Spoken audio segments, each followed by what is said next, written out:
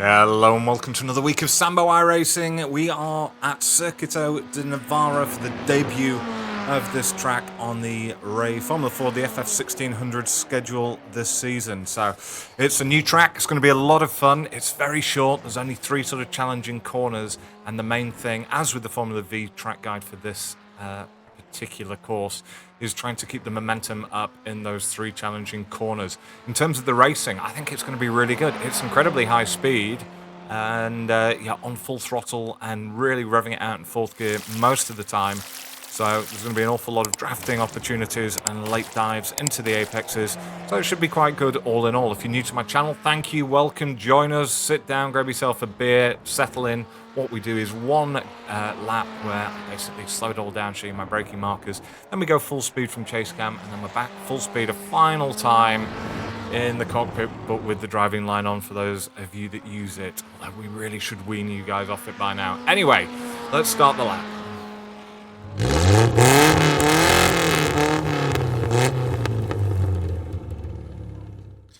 Okay, so as we start the lap, gentle reminder, always start the test session from the schedule on the UI. So this is the FF1600 fixed rookie series schedule that I started this from. So anyway, there's 8 corners here. I don't have a track map because Race Labs haven't yet updated it with iRacing, so apologies for that. But there are 8 corners, only 3 of which are going to be braking zones. The rest are all taking flat. So we start the lap. We're in 4th gear. We're over on the left-hand side.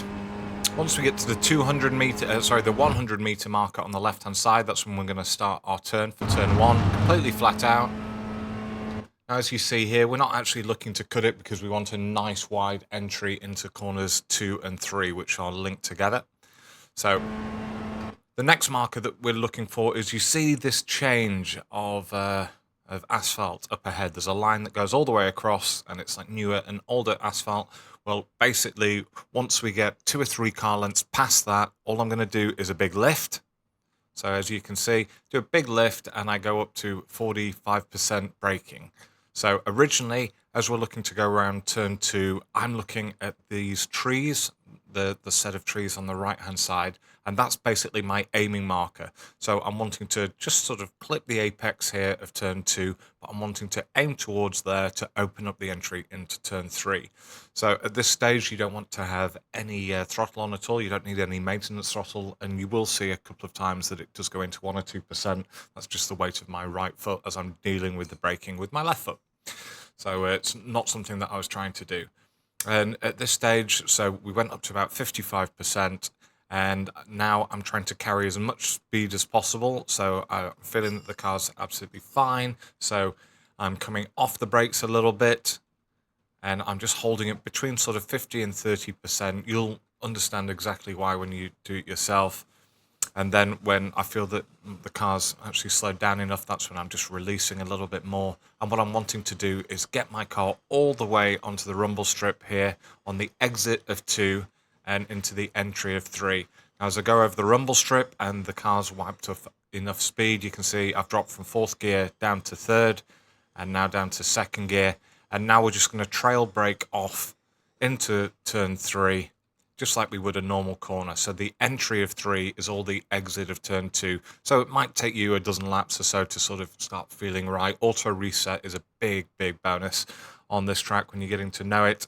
And as you can see, I'm still bleeding off the brakes, turning to the right, drop it down into 1st gear once I'm almost fully off the brakes. And now I'm looking to start building back up on the throttle in 1st gear, as I'm looking to cut as much of the corner as possible to go over the rumble strip, but without actually hitting the sausage curve here on the right-hand side.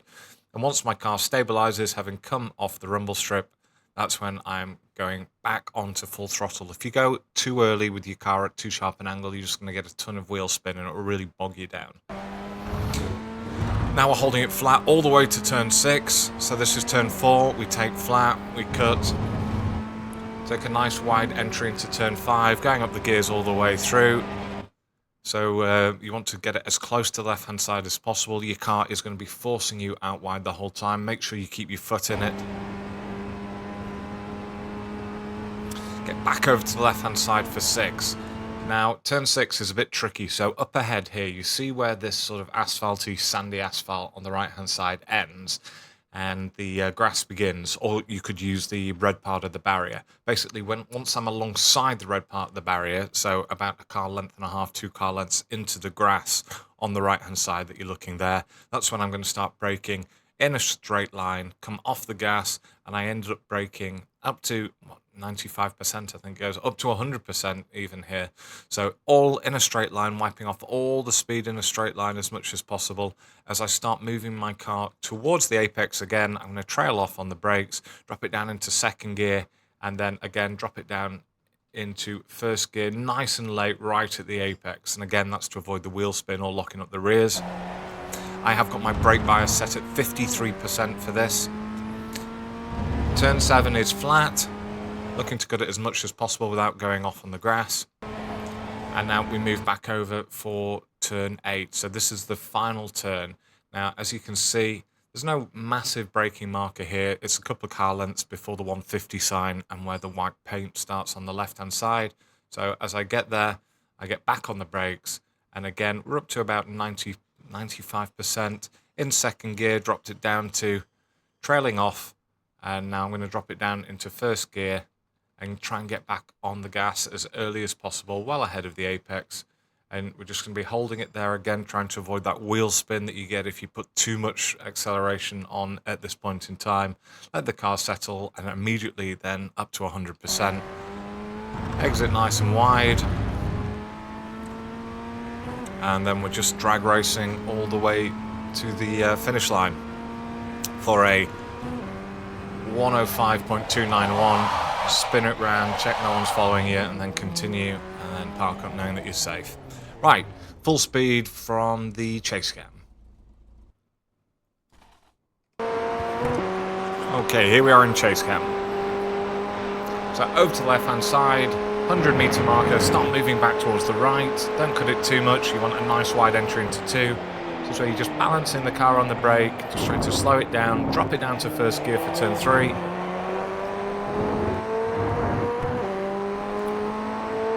Turn 4, doing a cut. Turn 5, try and go as close to the left as possible. It's going to be difficult because your car's forcing you out the whole time. A bit bumpy out there as well. Looking for the grass here on the right hand side as our braking marker for turn 6. Get the car slowed down to first gear, get on the gas. I did try second gear a couple of times there and it was alright actually. Now final corner, just before the paint starts, down to first gear. Such a quick lap. But it should be quite good fun this week. Over and across the line. Now a final run through from the cockpit with the driving line on. Okay, final run through.